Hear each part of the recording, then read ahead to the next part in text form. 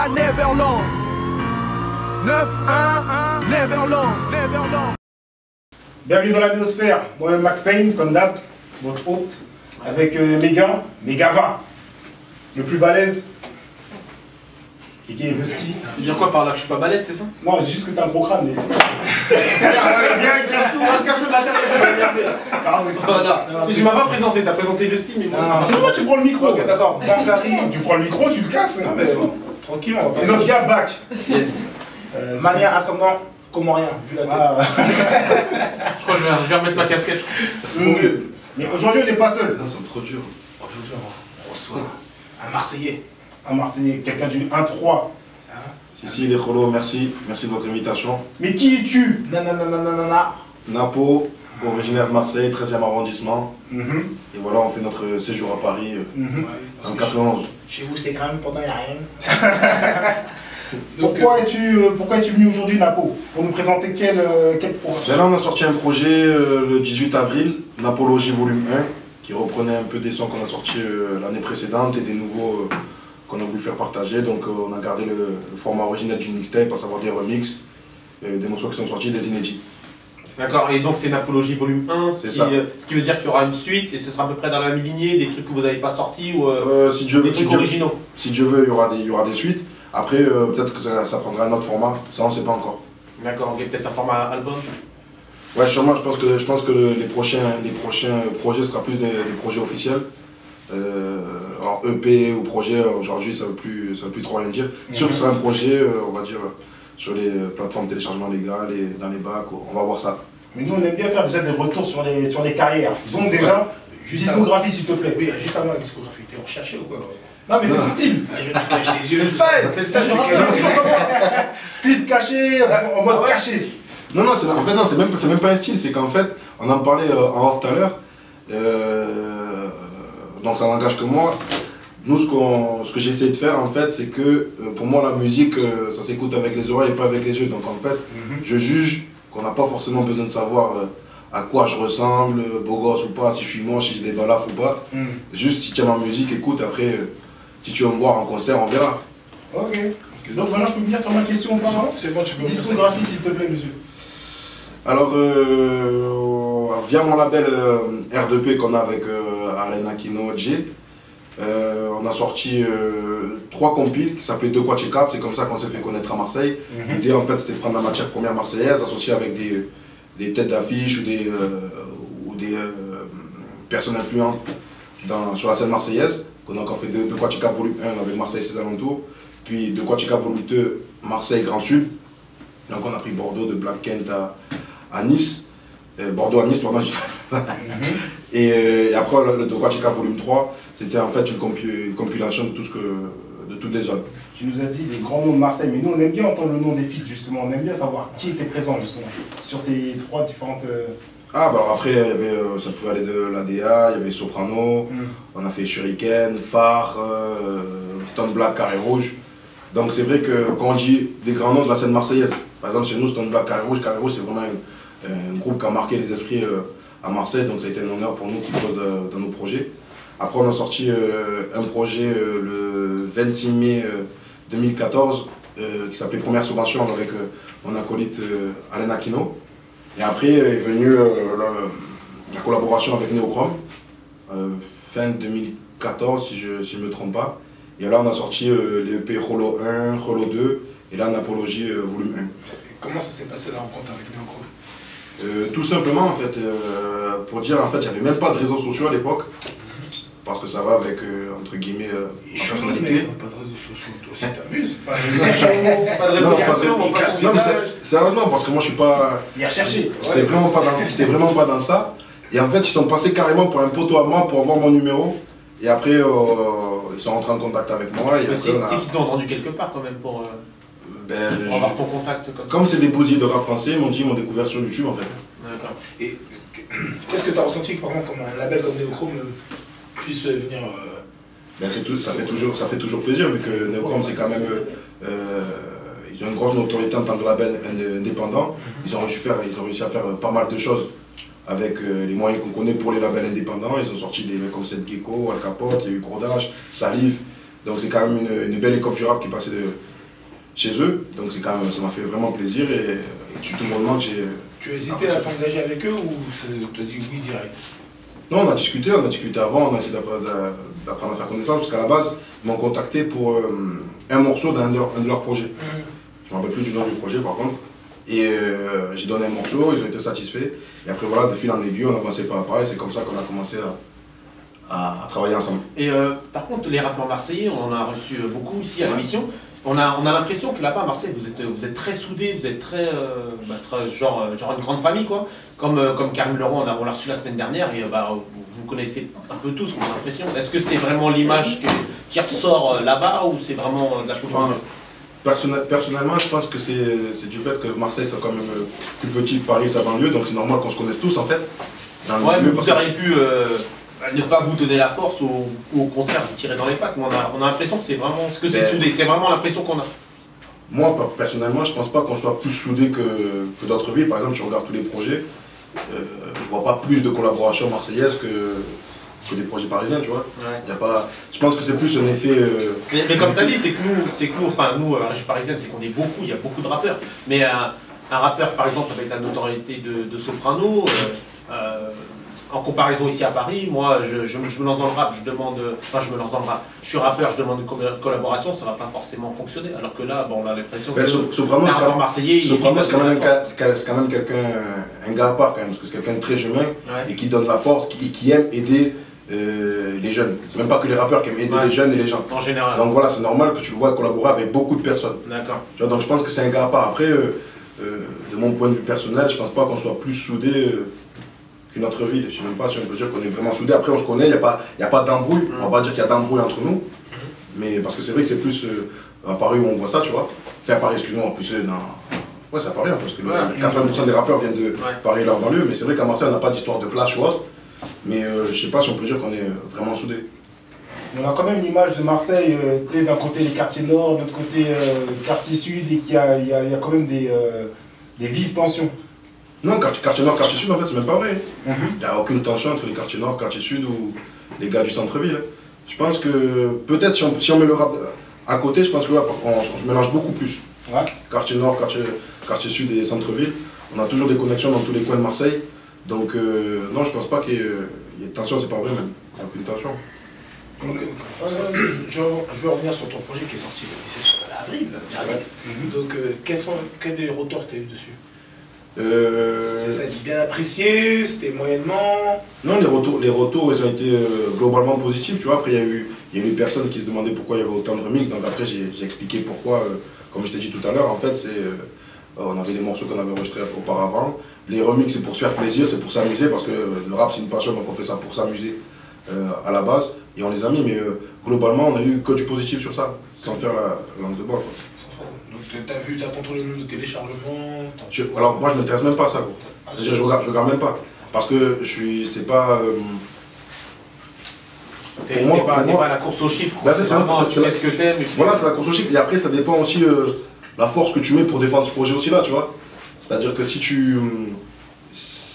entre guillemets, tu n'as pas l'exposition nécessaire pour faire ça, parce que là on vient de commencer la promotion, tu vois. Donc là on va pouvoir regarder les chiffres plus tard. Mais moi, personnellement, je regarde même pas, ça m'intéresse vraiment pas. Moi je regarde plus les concerts, la réaction des gens pendant les concerts, si les gens se déplacent ou pas. C'est plus ça qu'on regarde. Ok, d'accord. Donc ce projet-là, tu as pu le défendre sur scène? On a commencé, on a fait la première date à Marseille, au Molotov, ça s'est très bien passé. On a fait une deuxième date à la Seine-sur-Mer il y a 10 jours. Et là, on va continuer, la tournée est en train de se mettre en place. Ok, d'accord. Que aux alentours de Marseille, ou tu vas remonter un peu plus haut, Paris? Ben là, on fait la technique de l'escargot, comme on dit, on commence autour, aux alentours, on élargit, et après pour monter à Paris, avec les connexions qu'on a, on essaye du moins. Ok, c'est cool. Ben là, ça va être la première coupure, on revient tout de suite après. Yes. Avec MC Darubador. Je suis à Neverland. 9-1, Neverland. De retour dans la néosphère, parce que Bancari s'endort. J'attendais qu'on me fasse signe, c'est tout. Pas, donc voilà, on est de retour avec, voilà, je sais que tu allais m'attaquer, avec Napo, rappeur de Marseille, yes. qui va nous présenter son projet, qui est sorti le 17 avril. Napologie volume 1. Napologie. Moi, je comprends pas les rappeurs. Je te vole le micro direct, je suis énervé. Parce que moi, je considère que quand même, vous investissez de l'argent dans le rap. Ouais. Entre le studio, les clips, les choses comme ça. Pourquoi gratuit? Pourquoi gratuit le projet? Parce qu'on a fait que du payant depuis 2 ans. Et comme j'ai dit là, c'est pas le format qu'on a mis avec des remixes, etc. Pour moi, je trouve que c'est un peu une carotte de mettre que des remixes. Il y a la moitié, ça fait la moitié. Le tiers, c'est des remixes avec des instruments quinri, etc. On se voyait pas le vendre. On se voyait pas le vendre, donc on l'a offert. Excuse-moi, juste rapproche-toi du micro. Ouais. On va pas t'entendre, c'est bon. Et là, c'était quoi? C'était un cadeau pour. C'est même pas un cadeau, tu vois, parce que je pense pas qu'on nous attende plus que ça pour l'instant. Pour l'instant, là, c'est juste. On veut pas laisser trop entre trop long, trop profond du moins, entre tous les projets. D'accord. Et ils se donnaient un prétexte justement pour faire des scènes et pour continuer à tourner. Ok. D'accord. Non, mais je vois ça. Est-ce que tu peux nous parler aussi de tes influences? Alors, rap français, rap quinri. Déjà, on va commencer par le rap français. Rap français. Tu veux dire le rat, ça je le sais déjà. Ouais, même FF, hein, je te dis, bon, le rap, bien sûr, c'est comme tout Marseillais qui se respecte, entre guillemets, mais c'est la FF dans sa globalité. Ouais. Après, ça a été beaucoup Lunatic, X-Men, Arsenic, Nubi.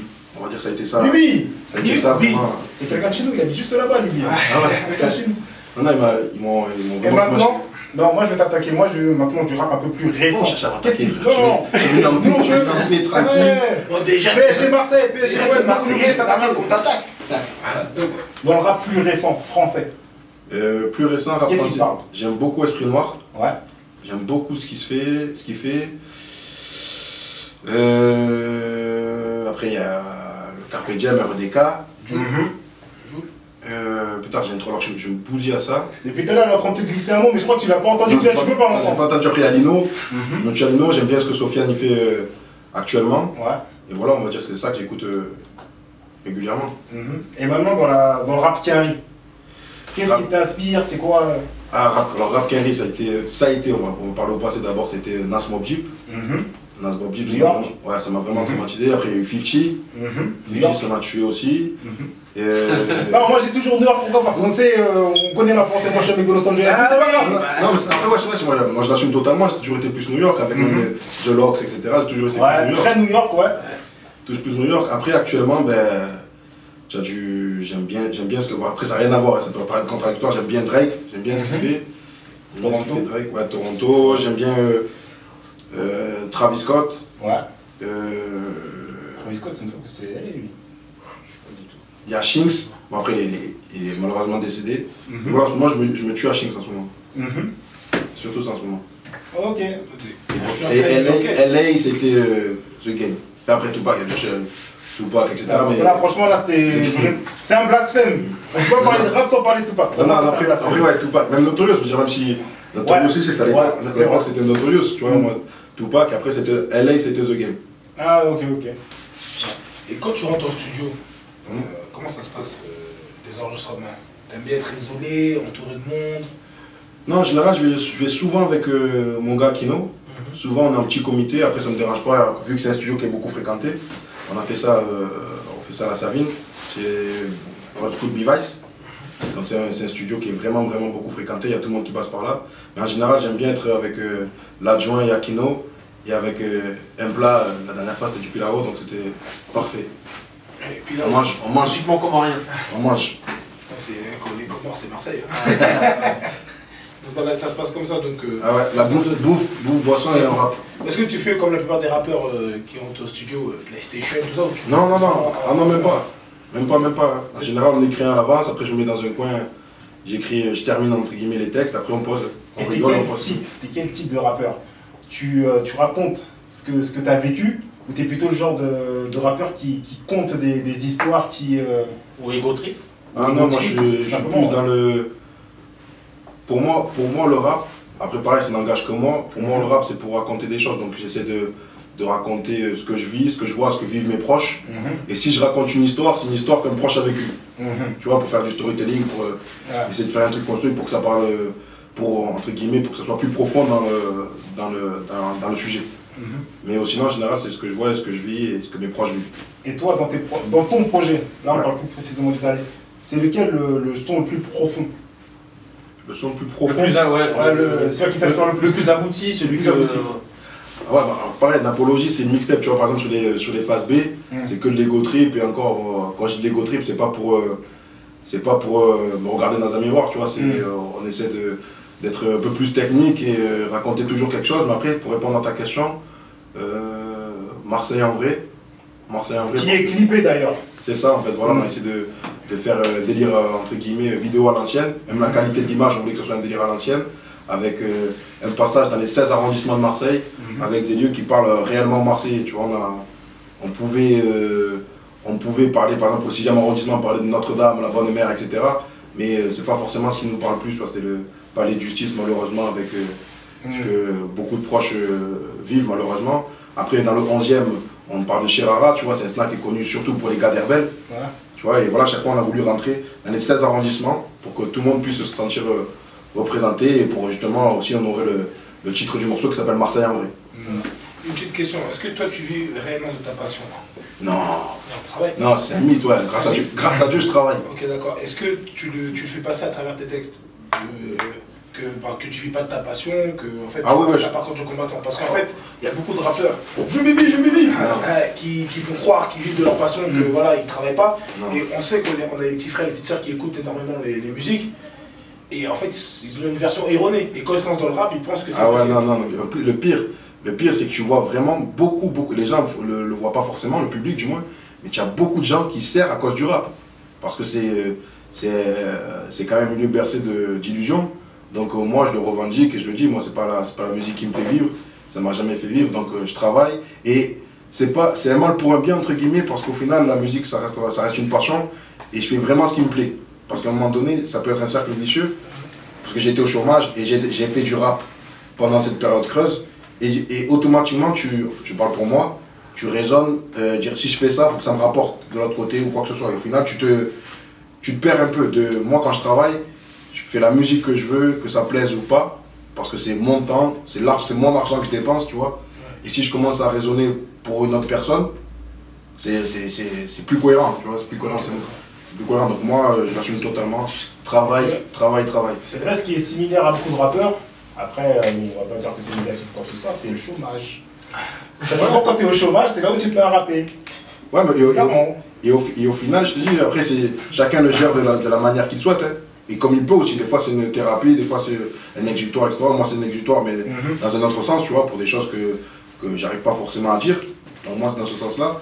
Mais moi je me suis rendu compte qu'à partir du moment où j'ai travaillé, j'ai préféré les morceaux que je racontais. Parce que comme j'ai vécu des deux côtés de la barrière, avec des vraies crises, des vrais moments durs, je pense pouvoir évaluer ce que je raconte. Est-ce qu'on peut parler juste de ton métissage? Ouais. Un métissage très rare, parce qu'on voit sur les réseaux sociaux depuis un petit moment une guerre entre Renoir, Rebeu, touche pas à ma soeur, touche pas à ci, voilà. Et toi tu es issu, on va dire, des deux côtés. Ouais, parce que cite-moi ton métissage d'abord. Mon père est guadeloupéen et ma mère algérienne. Guadeloupéen, frérot. Voilà, par contre, voilà, vous me respectez vraiment pas ici. Avec cet accent, frère, ça n'a rien à voir. Je vais t'expliquer. Rien à voir. Dis-moi, moi je suis guadeloupéen. Oh, grand Dieu, merci. Il n'y a pas de problème avec ça. Grand Dieu, merci. Voilà. On ne respecte pas. Mais si, on nous respecte, mais il ne faut pas le prendre pour toi, tranquille. Et comment tu vis ton métissage? Voilà. Quel message tu as à faire passer pour dire à ces cons sur les réseaux sociaux? Mais il est métissé Guadakois, parce qu'en fait on n'a pas entendu la suite. Non, on a réussi la ma mère algérienne, ma mère. Il n'a pas entendu ça. Donc, non, franchement, après, Marseille, tu vois, c'est vraiment cosmopolite, même si cette guerre-là aussi existe. Nous, dans le quartier où on vit, c'est vraiment, quand je dis cosmopolite, c'est vraiment cosmopolite. Dans mon quartier, tu as noir, arabe, italien, kosovar, gitan, tu as tout dans mon quartier. Je suis désolé, mais comment rien. Tu m'as dit, Guada algérien, mais après je me dis, mais à la maison, zouk d'un côté, rail de l'autre, je comprends pas. Non, après tu as après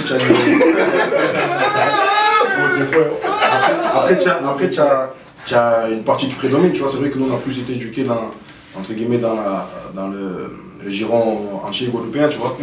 Mais après voilà, c'est plus quand tu es jeune en fait. C'est plus quand tu es jeune, quand tu as 9, 10 ans, 11 ans, tu sais pas de quel côté tu dois te placer, mais au final tu n'as même pas de côté vraiment à choisir. Et en plus, il y a une phrase qui dit c'est pas toi qui choisis ta couleur de peau ou quoi, c'est la société, tu vois, qui te dit de quelle couleur tu es.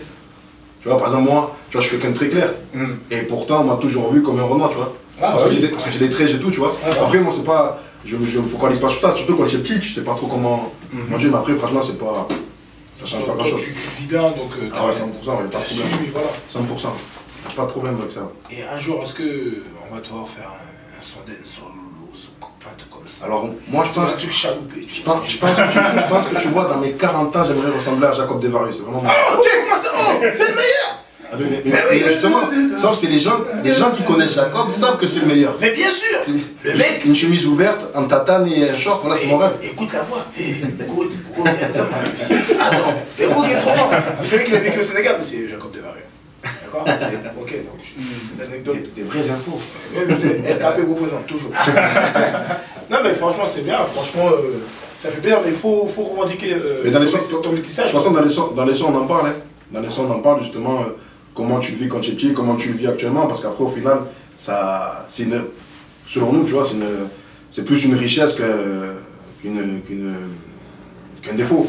Tu apprends des deux cultures, même en termes des langues ou autres. Tu vois, tu apprends des deux côtés et après tu as une ouverture différente par rapport à d'autres personnes. Et tu es déjà parti en Algérie ou... Non, jamais. Jamais qu'en Guadeloupe. En Guadeloupe, ouais. En Guadeloupe, on y va régulièrement. Raciste. Ça n'a rien à voir en plus. C'est-à-dire qu'on a plus été éduqués dans l'esprit antillais, donc c'est pour ça qu'on retourne régulièrement en Guadeloupe. Après, moi j'ai ma famille aussi du côté de ma mère qui est à Nice ou à Marseille. Donc on a Marseille. On arrive à la fin quand même là, il y a un certain temps. Franchement, en plus ils discutent bien. Moi si je ne m'arrêtais pas, je parle beaucoup. Comment on fait pour te joindre sur les réseaux sociaux? Alors sur les réseaux sociaux, il y a pour Twitter c'est Napo officiel, alors Napo officiel avec 2 O. Sur les Facebook c'est Napo Kholo et sur Instagram c'est Napo Kholo aussi. Sur Snapchat? Snapchat, alors je vais te dire, c'est même pas moi qui gère directement mes réseaux sociaux, c'est mon équipe. Donc les Snapchat, je pourrais même pas te dire le Snapchat. Ah ok. Sur Skyblog. MySpace. Et l'adresse personnelle? Si on voit. C'est jamais pas. C'est jamais. Mais c'est bon, on a déjà les principaux réseaux. Donc, le RIB? Le RIB, je peux vous donner. Et c'est lui le mot de la fin quand même. Le mot de la fin. Le mot de la fin. Napologie volume 1, disponible depuis le 17 avril. Napo, rappeur de Marseille, essayez de rester à l'écoute, de suivre. On essaie d'être actif le plus possible sur les réseaux sociaux avec un vrai concept qui est Marseille en vrai, parce que Marseille en vrai, c'est pas qu'un son, on décline sur les concerts, sur un documentaire qu'on est en train de mettre en place avec des activistes qui, par le biais de leur passion, font des actions sociales auprès des jeunes de quartier et autres. Voilà, merci RDP Néochrome. Merci d'être venu. Merci surtout à vous pour l'invitation, c'est vraiment cool. On espère te revoir quand même. Hein. Volontiers, t'inquiète Pour le d'invitation. documentaire, parce que j'ai entendu tout ce que tu viens de dire. S'il y a un documentaire, on veut que tu viennes le présenter. Volontiers, pour Napo volume 1. Merci mon gros. Merci à vous les gars. On me dit, ici c'est Paris. Peace. Arrêtez ça, on a eu un PD ou quoi que ce soit, c'est pas notre problème ça. Parce que Nice, ils ont une équipe, Non, ils ont des noms, moi en flanc, ils arrivent à faire quelque on chose. parle pas de nom, on parle pas de nom, on parle de talent. Parce que On les parle gens, de talent. Marseille, ce qui me dérange, c'est qu'ils nous disent ouais, nous on a la Ligue des Champions, etc. Quand vous avez pris la Ligue des Champions, il y avait des jeunes à Marseille aussi. Hein. C'est exactement la même chose. Moi, depuis cette année, j'ai toujours là, vous êtes rentré dans l'histoire, vous parlez avec la Ligue des Champions. Ah, je sais ce qu'il va dire. Non, c'est vrai. C'est dur, mais c'est vrai. Attends. Non, c'est dur, c'est Laisse-moi vrai. discuter. Non, parce que après, ne me parle pas de l'époque, on a Vous êtes rentré dans l'histoire du championnat de France aussi. Vous avez volé des 5-1 chez vous, sans public. Vous n'avez jamais vu ça? Vous êtes rentré dans l'histoire de la Ligue 1? avec. Il bégaye, c'est bon, là, on va Avec 500 millions, une équipe de chèvres. Arrête ça, ça Non, non. rien. Alors dans ce cas-là, si vous voulez remonter tout à la paix, je vous parle des Laurent Leroy. Non, on est en 2017, nous on parle en 2017. En 2017, c'est vrai. Non, 2017. Regarde ça, c'était ça. Non, non, non. Avant. Non. Regarde, Regarde, il s'appelle Napoléon. Attends, écoute. Attends, je veux savoir que Napo, ça vient de Napoléon à la base. Je le sais, c'est logique. Attends, vous dites que je suis historien. Moi, j'ai commencé avec un message de paix, grosse saison de Paris. On parle de 2007. C'est qui est revenu après sur l'ancien? Moi, j'ai grosse. Non, il a dit de façon ironique. Moi, j'ai ça. Vous avez gagné la Coupe de la Ligue. Là, vous avez une grosse finale qui vous attend contre Angers, là. Vous êtes passé où? Alors, nous, là, Vous avez pas comme titre cette année? on parle pas de titre, comparé pas. Si on parle l'année prochaine, c'est pas grave, Nice. Vous avez perdu 3-1 contre Nice. Nous, on a gagné. Vous êtes combien de championnats? Tu comptes qui? Vous êtes combien de championnats? Non, la première, nous, cette année. Lorient, arrête ça. On a gagné 4-0 contre Lorient. Non, vous êtes combien en championnat? Je suis à Neverland. 9-1, Neverland. Neverland.